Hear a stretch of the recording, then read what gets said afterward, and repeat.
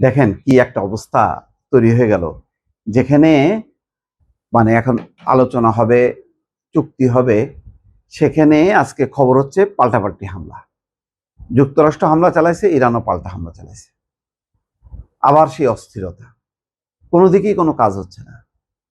অন্যদিকে কালকেই দেখেন ওই ট্রাম্প নিজের ট্রুথ সোশ্যালে বলছে যে আমি হিজবুল্লাহ এবং ওই ইসরায়েল দুই পক্ষের সঙ্গে সন্তোষজনক আলোচনা হয়েছে এবং তারা কথা দিচ্ছে পাল্টাপাল্টি হামলা চালাবে। একদিন পরেই আবার যা তাই 9 জন মারা গেছে।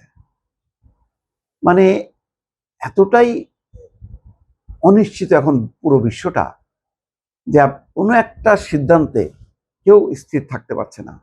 এবং তেলের দাম দেখেন এখন নিচের দিকে নেমে যাচ্ছে, $91 চলে আসছে। সেই জায়গায় এই পাল্টাপাল্টি হামলার পর আমার ধারণা ওপেকের আবার দাম বাড়বে, ওপেক দাম বাড়াবে।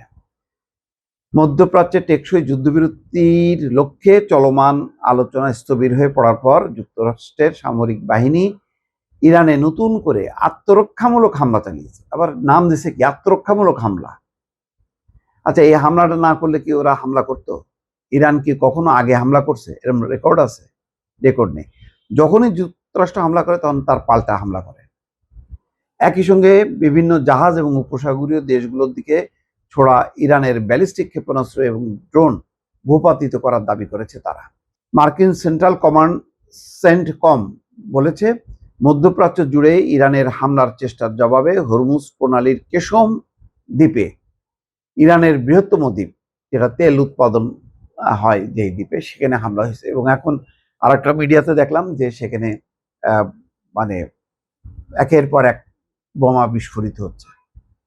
তার মানে কি পরিমাণ বোমা ফেলছে সেগুলি এখন বিস্ফোরিত হচ্ছে। এদিকে ইরান বলছে প্রতিশোধ হিসাবে একটি আঞ্চলিক দেশে, সম্ভবত বাহরাইনে অবস্থিত মার্কিন ঘাঁটি এবং হেলিকপ্টারে ক্ষেপণাস্ত্র এবং ড্রোন দিয়ে হামলা চালিয়েছে তারা।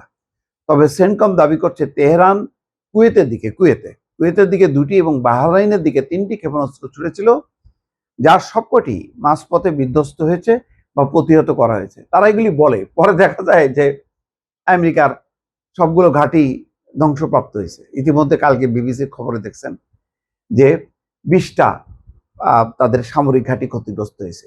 এবং আবার কোনো কোনো মহল বলছে 20টা না, এর সংখ্যাটা হবে 28টা। অথচ তারা যখনই ইরান কিছু হামলা করে তখনই বলে তারা মাঝপথে এটা মানে কি বলে ধ্বংস করে দিছে, ক্ষেপণাস্ত্র বা ড্রোন হামলা জায়গা মতো পৌঁছায়নি, এই কথাগুলো তারা বলে। তাহলে তাই যদি বলে, তাহলে তো বিবিসি স্যাটেলাইট চিত্র দিয়ে বলতেছে যে কি পরিমাণ ধ্বংসযজ্ঞ সংঘটিত হয়েছে। সেন্টকম বলেছে, কেশম দ্বীপের হামলায় ইরানের একটি সাধারণ সামরিক স্থল নিয়ন্ত্রণ কেন্দ্র নিশানা করা হয়েছিল। এছাড়া আঞ্চলিক জলসীমা দিয়ে বৈধভাবে চলাচলকারী বেসামরিক নাবিকদের লক্ষ্য করে ইরান 3টি ড্রোন ছুড়েছিল, যা মার্কিন বাহিনী গুলি করে নামিয়েছে। তা সবচেয়ে বড় কথা হলো যে এই যে পাল্টাপাল্টি অবস্থাটা, তাহলে কি দাঁড়াচ্ছে? আবার বলা হচ্ছে একদম আগামী সপ্তাহে চুক্তি হচ্ছে। আগামী সপ্তাহে চুক্তি হচ্ছে, তাহলে এই সপ্তাহে কি হচ্ছে? এই সপ্তাহে যদি পাল্টাপাল্টি হামলা চলে, তাহলে আগামী সপ্তাহে চুক্তি হচ্ছে, ট্রাম্পের এই কথার কোনো মূল্য আছে? বলেন আপনারা।